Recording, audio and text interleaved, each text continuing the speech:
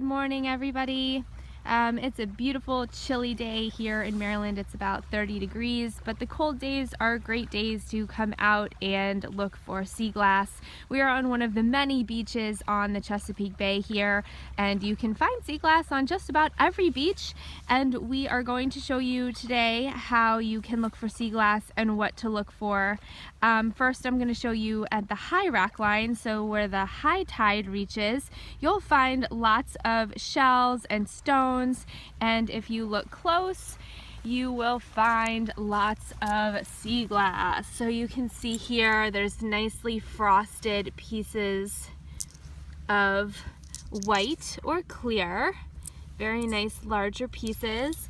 And with me I have my sea glass treasure bag that you can purchase on my website, beachtreasuresbylaura.com, and it's the small size bag, and it's great for collecting sea glass. I've got a piece of driftwood in here, I've got a couple beach stones and a couple little seashells, and it works really well for collecting glass, rinsing it off before you leave the beach, and it'll keep your teeny tiny pieces nice and secure.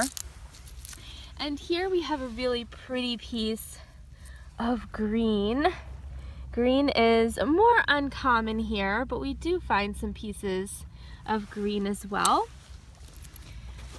And you can see that there's really just a lot of beautiful pieces of glass. Here's some more white or clear pieces. And up here we have another piece of green. Every once in a while we will find a piece of blue or aqua, but it's kind of rare around this area that we find that. Let's see if I can zoom in a little bit here. It's another really pretty piece of green. Good day for greens. Usually we find little pieces, but we've got some pretty decent sized pieces of greens today. So this is just going to give you an idea of what you'll find higher up on the beach.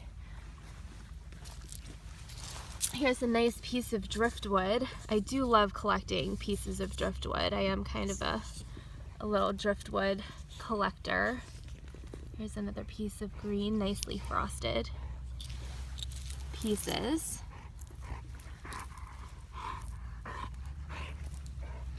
And you can pick up some seashells too. Oh, and here husband found a couple big pieces of green. Those are some really nicely frosted, beautifully naturally tumbled pieces.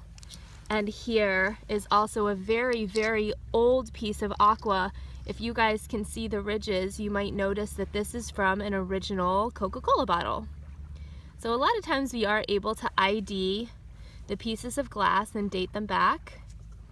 And right here is a piece of pottery. So we do find pieces of sea pottery too, which I really do love to find as well. And I'll take you guys a little bit lower on the beach. So if you come down a little bit lower to where the water's edge, and this is going to be where the sand is a little bit more wet.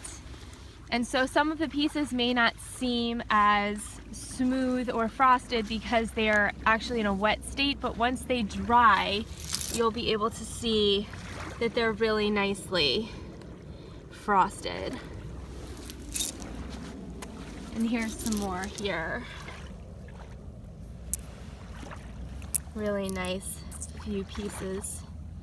And it is really chilly here today, but there's no one around. So that's why it's really nice to come to the beach on really cold days, because it's nice and quiet and there's nobody around. And here's another really cool little piece of driftwood that I'll throw in right in the bag. And here's another little cool piece too. I love the driftwood, so the bags are great for driftwood and seashells and beach stones and sea glass. It all goes right in there. And here's another really pretty piece of green. So hopefully you guys enjoyed this little video and you kind of get to see what we look for. Again, we are in Maryland on the Chesapeake Bay. We go to several beaches. I don't think I've ever been to a beach on the Chesapeake Bay where I didn't find sea glass. Some beaches are more abundant than others, but you just have to go out and you've got to look and you've got to walk and you've got to hike and you've got to search for it.